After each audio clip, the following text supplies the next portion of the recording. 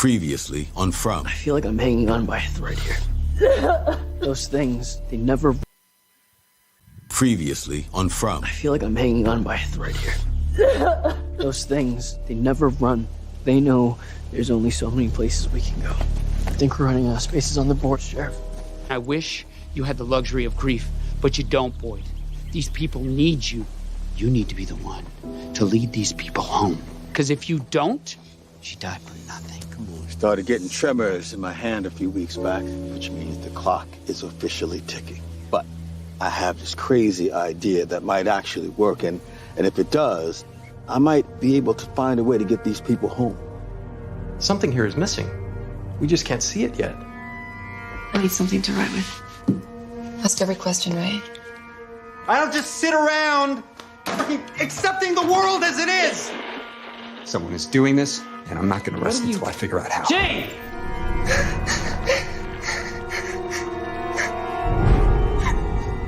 I really like you, and what's about to happen is gonna save everyone. Where's my mom? I want my mom! You're doing this for her. Let him go. They told me this was the last one and everyone gets to go home. Ethan, run! Don't understand. Nathan! Nathan, please! Where is she? She ran off into the woods. And if she comes back before dark, then we'll handle it. if she doesn't? If she doesn't, then it's handled.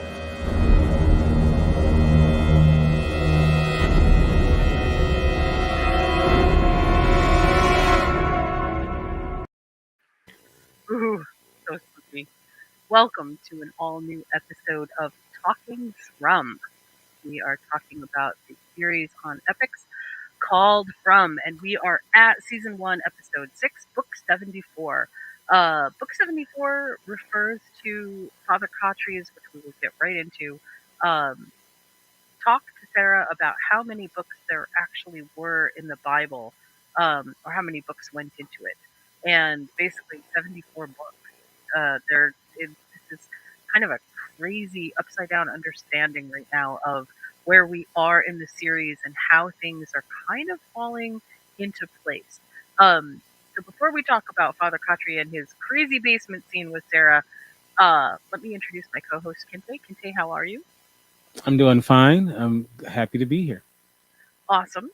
So we get more religious implications here as this scene between Father Cautry and Sarah take place. Father Cautry, obviously Sarah has not run off into the forest, but she is in the basement of the church. Just to do a quick call out, the church plays a very important role in our intro for From.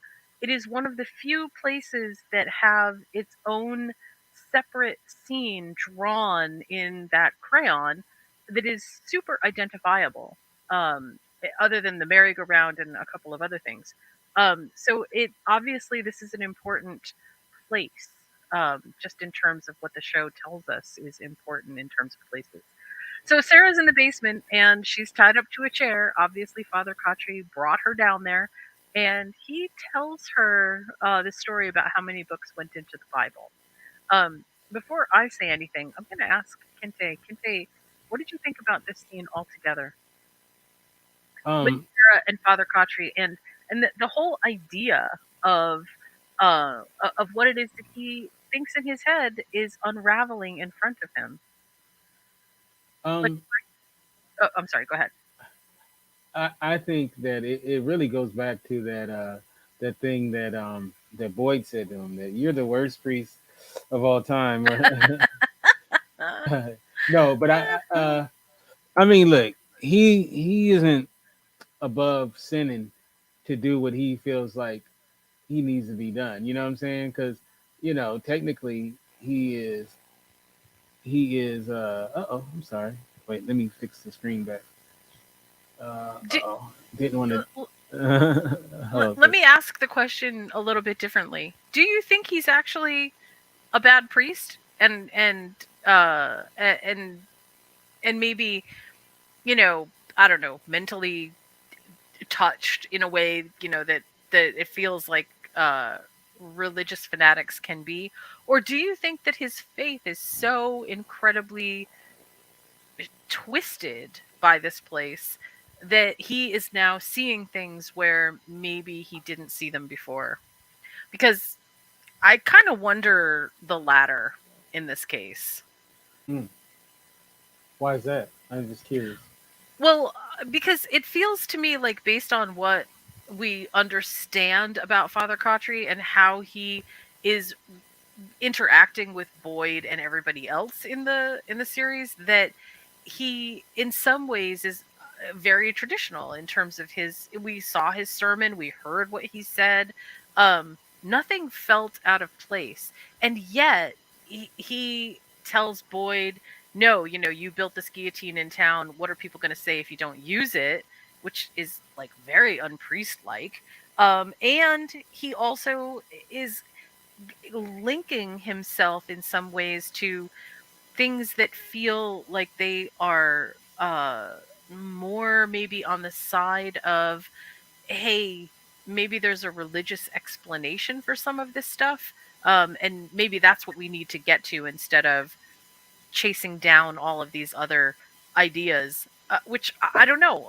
There's something seems, it's not that something seems off about him, it's that something seems very different about the way that he's thinking about this, and obviously he's seeing it through the filter of religion. That's Well, why I ask. it's interesting because we got to actually go back to.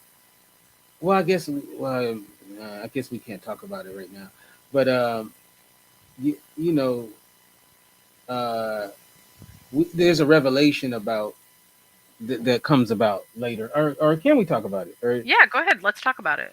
there's a revelation that he needed proof that she wasn't, that she really was seeing things, Right. and he got the proof. The proof was that, in fact, that he had buried something when he came. When he first came into town. Right. Right. And they tell him, the Sarah says, it's the voices channel through Sarah. So Sarah is like in automatic writing at this point. And the voices say, this is the proof. The proof is, we saw what you buried when you first came into town. And then Father Cautry goes off to confirm that, oh yeah, that's right, that was there. I don't understand the reasoning behind him digging it back up again. Maybe did he forget about it? I don't know. What did you think? No, I just think he needed to see it again for himself. Yeah. Yeah, I think that's all that was. Well, so and it's dramatic. Yeah, and it was dramatic actually, but especially because there's blood involved. Mm-hmm. Yeah. Right. So whatever happened was violent. It wasn't just something benign. He didn't bury some coins or something. Yeah. Some Bitcoin. It seemed kind of interesting. Well, I mean, they probably can't really use Bitcoin in the middle of nowhere. But hey, that actually brings up another interesting segue into some other thing that happened in this episode. We'll get back to Father Cautry and Sarah because there's a lot to unpack there. But let's talk just real briefly about Jade and Jim. Okay. Jade convinces Jim to go off on a, I don't know, quasi-adventure of his own. And Jade says to Jim, hey, let's try to make this radio work. But before they even get there, they discover that the internal workings of the houses, even though it looks like they have electric cords, there's no electricity. Right. The cords are empty. What did you think about that? Thank God. I was so happy because it was like if they had to say something about that, because like if that was just something like, oh, we just have to accept that it's working. I'm glad that they made that a thing. It's like it was like they knew it was going to be brought up, So I was glad. I was just happy. I was so happy about it because if they didn't address it, it would have been like, really, come on now, Right. Well, and also, I think interestingly enough, it also explains some things that I was thinking before about. Well, like, is this is there something controlling what's happening in town? And I think the answer is yes. Mm-hmm. Yes, clearly there's something that's controlling. And that's what at one point in this episode, Tabitha tells Ethan, let's have an adventure sort of thing. And they destroy the wall in the house to try to figure out where the cords are coming from, or where they're going to, I should say. And like, even that was just okay. So everybody is starting to coalesce around this idea that, hey, there's something weird here. Let's try to figure out what it is that's happening. And it kind of makes me feel like, well, what was happening before? People were really not trying to figure this out. I don't know, but how do you think about that? Yeah. I think, you know what I think it is. I think that what happens is that some people, maybe they start off trying to figure it out, then they just get to a point where they're like, I guess that's just what it is, and they start just existing and trying to live. Whereas other people, they don't give up because their whole thing is, I guess we assuming that this everybody wants to go home. Right. Who knows? Some of the people there, this might be better than, what they came from. Is it possible, do you think, that that is it possible that we as the audience are just overthinking what's happening here, and that there is, like I was saying in a previous episode, that there's something really simple to describe what's happening? Or do you think that it is just so multifaceted that it requires a lot more uncovering before we can even begin to get to the truth? I'm sorry, Jen, but I think you are overthinking it. I think the rest of us are just thinking about it like regular people. No, wait a minute. I overthink. Oh God, how could you even say that? Mm-hmm. I mean, so all you would have to do is go back and look at any episode in any series that Kinte and I have done before, and you will discover that I have theories and ideas about everything from pictures on the wall to whatever. Yes. Okay. But however, in this series, I do think that symbolism is important, and I kind of feel like, yeah, maybe I'm not exactly overthinking things, but I do think that there is definitely a piece here that feels like it will explain a lot. And I don't know what that is. Kind of drives me crazy, but there's a lot. There is definitely a lot. Okay, I'm gonna ask a question about the opening. Okay. The opening of this series, which we haven't talked about too much, except to say, it's the kids' drawings and stuff like that, which we actually understand is actually Victor's drawings. The song that plays is called Que Sera, right? Mm-hmm. And it's sung in a almost out of sync from every other version of Que Sera that I've heard. In that it doesn't quite, it's not discordant exactly, but it definitely feels like it's out of sync. And one thing that I keep going back to is this idea in the song that says, whatever will be, the future's not ours to see. And then in the next verse, it says, now I have children of my own, and they ask their father, what will I be? And basically the answer, obviously, is Que Sera. Whatever will be, will be. That feels like, in this episode, it plays such a huge part, because there is no way to tell, basically, what will happen to any of these people, because it feels like it's changing almost every single scene. Whatever is going to happen based on the characters and how they respond to things, not necessarily some overall grand design. And I feel like we can see that pretty clearly when Boyd is told by Christy that Kenny is not doing well, and that she understands that Boyd is trying to groom Kenny for the position of being the sheriff, but that what he needs right now is a father, not a mentor, not a authority figure, not a boss. And in sort of a flash of understanding, Boyd says, oh my God, of course, why couldn't I have seen that? And I feel like that is the biggest hint or clue that we have between Boyd and Ellis. So how did you feel about that? What did you think about that interaction? Can I say something before that? Yeah. Is there must not be any bleach there, because they don't seem to clean up the blood. They leave the streaks on the wall.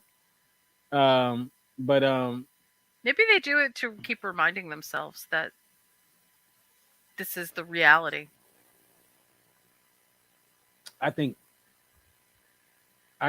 Boyd. I think if they were at Colony House, they would do that, because at Colony House they don't want to be reminded of anything bad. But in the town, I don't know. If something got in the Colony House, pretty much Colony House would be gone. So. Yeah, right. Okay, go ahead. Sorry. But obviously, his relationship with Kenny is supposed to mirror their relationship with his own son, who, the relationship that he wish he has with his own son, he has with Kenny, which is really sad, Mm-hmm. Kind of like Cobra Kai a little bit, Right. Yeah. Well, okay, so well, actually, you know what? Excuse me. I'm gonna actually sort of jump around a little bit. Jade and Jim, back to the two of them on their outing to figure out how to make the radio work. They go to the cars in order to strip the wire from the cars, because no other wire in the town basically has anything inside. Mm-hmm. And again, I'm going to go back to sort of, is this design, is this function? If the town doesn't have any wiring, but electricity is still working, then anything that they would come up with as a solution to how to make something work has to be thinking outside of basically the box, because nothing in the town is going to help them, right? However, I just want to flash back to remember something. When Jade was in the sheriff's office with Kenny, mm-hmm. The whole reason that he thought about the radio working is because the radio started to work. Right. And Kenny said, yeah, it does that sometimes. Right, so, right. Right? Which just leaves me to like question sort of everything. Is there some kind of outside influence? Is there some kind of inside influence? I don't know. But they strip the wire that they can from the cars. They head out to the forest, and Jade says, I can't climb the tree because I get vertigo. I'm gonna, yeah. And so Jim climbs the tree, and then, I'm, kind of condensing stuff together here, but eventually Jade has this terrifying vision, and the people that he sees, I think they were from the Civil War. Is that what you saw? Yeah, it was Union soldiers. That was crazy. So when you were asking in a previous episode, is time out of sync? I'm kind of wondering now, is time out of sync? Yeah, it's a Union soldier right there. Is this them in, like, with two realities combining, or is this them seeing something that happened in the past? What do you think about that? I took it as he's getting close to something, and this was a way to try to scare it off a little bit. So you think the Union soldier was kind of like the dogs were to Victor? Mm-hmm. That's what I took it Ooh. as, like Hmm. kind of like back off, because remember he And- only saw it. The one that's driving this is the one right. that saw it. Right. Right. And Jim didn't see anything clearly. Um, Did you think it was and real at all when it was happening? I don't. Yes, actually, I guess I kind of did. Hmm. I felt like maybe, uh, although I will say this. Remember what I was saying before about how I feel like every time they get close to something being a discovery, something big happens to sort of not obfuscate it, but just put kind of a blurry lens over, hey, this is happening. Oh, wait a minute. No, look over here. Ooh, piece of candy. Ooh, piece of candy. That's what it felt like to me. Yeah, and I think it was Um, meant to do that too, because obviously we're going to go back to it, and I don't think they were ready to whatever we're going to get from that. I don't think they wanted it in this particular episode, so this was a way of pushing that back too, as a writing right, they were technique. setting the stage. Hmm. Yeah, because I think Jim begins to realize, well, he does realize when he's at the top. He says this, it's not high enough, right? Hmm. Uh, and he specifically says, you're an engineer, right? That's what Jade says, Hmm. and um, and he says, um, Jim eventually gets to the point where he's like, this isn't high enough, but he does get at least a small glimmer of hope through the radio. So it does feel like he's on to something, maybe. I don't know. What do you think? Is he on to something? Yeah, and I think, but here's the thing: is once he starts buying into it, does he start seeing visions? You Hmm. know, Yeah. like because he really only thing he's seen is what everybody sees basically. But now, does that put you in the crosshairs? That's the Well, question. the other thing that's kind of interesting is so far it seems like Jade was kind of impervious to a lot of stuff, but the fact that he has seen now two visions makes me think clearly he's not. I mean, maybe there's what else? What are we missing about Jade? What are we missing in who he is that he's able to see things that other people can't? Because this is twice now, so that's not an accident. Right. That's also pretty interesting. Is that going to lead to his demise? So that's the question. Yeah, that's I hope not. that's kind of the scary part, right? Yeah, I hope not. Um.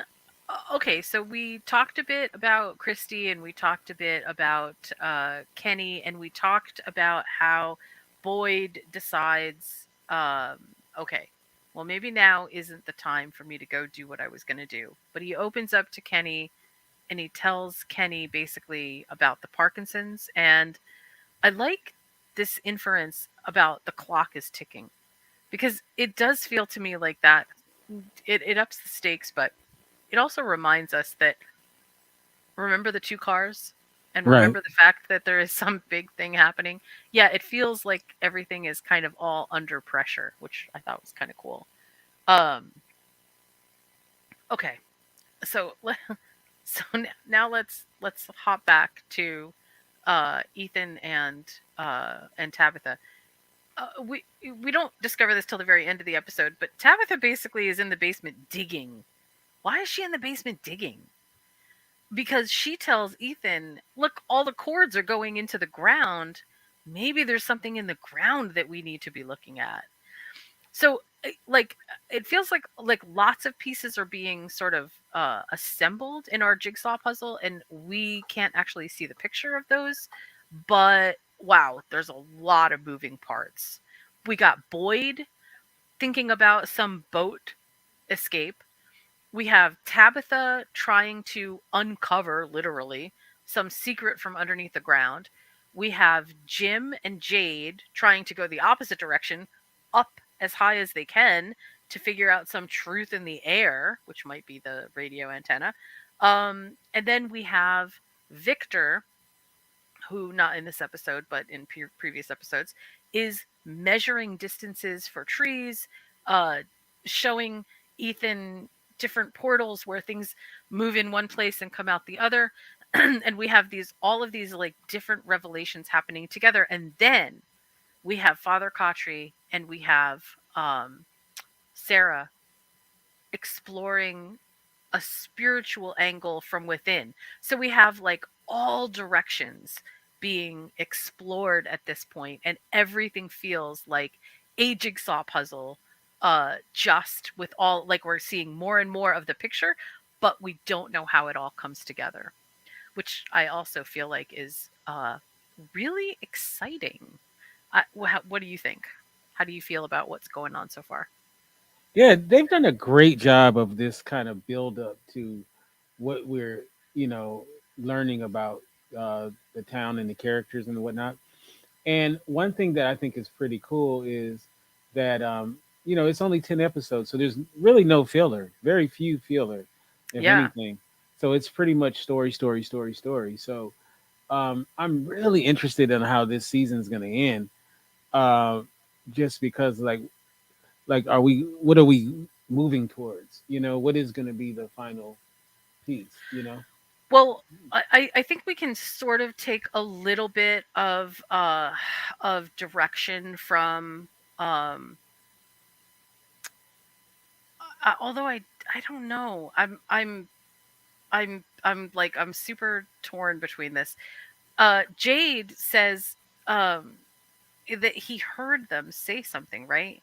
They'd been waiting here a long time, and they'd been waiting for someone to come who would hear them, someone who could help them. That's Sarah, right? And then Father Right. Kotri says, help them do what? Help them escape. Help them go home. They said they were just like us. So who is who is communicating through Sarah? Is it the quote unquote good guys? Is it the monsters? Is there a difference? And then she says, well, why, or he says, well, why did you believe them? And she says, because they told me things that only they could know, right? And then additionally, underneath that, she says, they told me these two cars were coming and to stand um on the edge of town so that I would see it. They said this has happened before, and that the two cars came on the same day and everyone died. So it feels like that's where we're kind of going, like, oh, okay.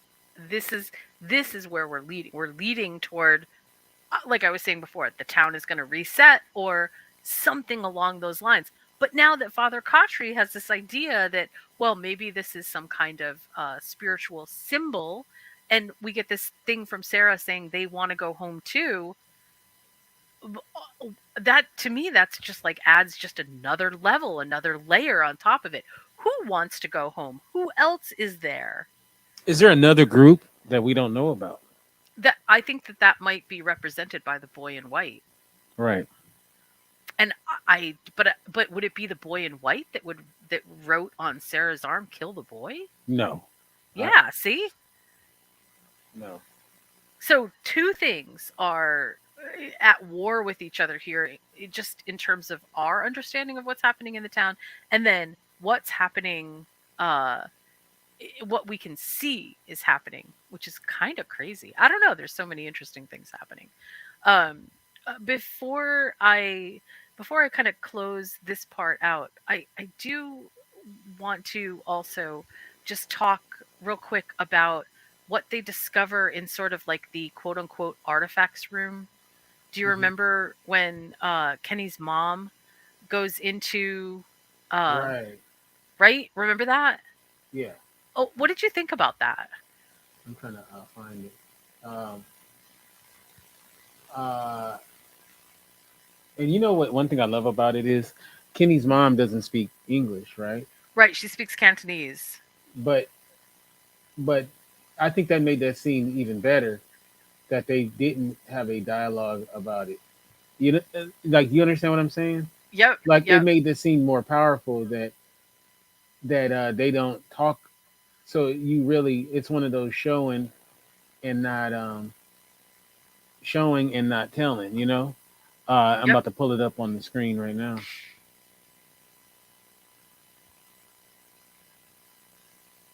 Yeah, I thought that was really good. I there's got to be a deeper mythology that's going on here, and Yes, that uh huh. and let's not forget that Tabitha finds a bracelet that Mm-hmm. was the bracelet that she gave to Jim on the night that they met. Right, and she was able to tell that it was in fact that one, not something similar. Because of an imperfection. That was so okay. So themes of this episode: one, all directions are being explored, both from a metaphorical standpoint and from just basically a literal standpoint. Up, down, spiritual, from within, from without. Yes, all those are being explored. Secondly, that the past is somehow connected to the future, where they are. I shouldn't say the future, I should just say where they are. Somehow the past is connected there. Everything has these odd connections, which we don't understand at this point. Um, and then the other big, I think, thematic piece of this episode is each one of the characters that we are in contact with has their own revelation and understanding of what it means to be both stuck in the town and their expectations of escape. Whatever that means for them, it feels like it's different for everyone. And I really do feel like that's important because that's what motivates all of our characters to move on and do the things that uncover things that may help everybody, maybe they won't, but somehow it seems like it keeps getting us closer to unraveling the actual mystery. So, kind of cool. Kind of cool. Very cool. Very cool. One, I guess the last thing that I would kind of close with is that there, I feel like there was this moment between Kenny and Boyd when they were playing um, ball in um, the yard that Mm-hmm. that felt like that felt like maybe Boyd is going through some kind of redemptive uh, character arc, which I really liked. And I especially liked that it was with Kenny, because Kenny, of everybody, is such an amazing character. I really loved him. Seemed like a real nice guy. And then when we close the entire episode, we see the vision of someone at the window. And she says it's the flowers again that we saw Julie found outside. And she said the vision outside says, "When can I come inside?" And this goes back to what we were talking about Colony House, how oof, if one thing gets into Colony House, they are screwed. I don't know how every window, every entrance isn't bolted in, and there's only, I mean, that shouldn't even happen. Right? You know, that's the thing about living in a place like that. I'm both concerned and also super intrigued. Who is that girl? And why are they getting flowers? What is that? That also feels like a strange connection, based on the fact that Abby is buried in a field of almost what looks like those same flowers. So interesting, very interesting. Well, that I think does it for this episode. I'm so glad that we're on this journey. I feel like whatever happens in the next episode is going to be just as revealing and hopefully uncovers a little bit more of this mystery. This series right now is 10 episodes. I can't possibly imagine how we could get to the bottom of everything in 10 episodes, but we're past the halfway point. Hopefully, we'll see some more solid answers soon. At least that's my hope. So, Kinte, how can we find you on social media? And just so I want to make it clear, now that we're all caught up, do you want to start doing the show? I probably shouldn't do this on air, but why not? Do you want to start covering it every Monday? I think that would be a great idea. All right, so about 5 p.m. Pacific, 8 Eastern, I guess. All right, you can get me at Kinte F on Twitter. Kinte Ferguson. That's Fergerson on Instagram. And of course, the website is theindyradio.org. That's the INDY radio. I'm sorry, not .org. The INDY radio.com. theindyradio.com. How can we get you, Jen? You can find me at moviesandmeals.com, and really excited for next week. I hope, honestly, I say this with all sincerity, I hope that we discover that something big is happening with Father Khatri and Sarah, because otherwise that feels like such a lost, it feels like something's lost there. I really hope that we discover something awesome. That's my hope for the next episode. All right. Well, with that said, we'll catch you guys next time. Thank you.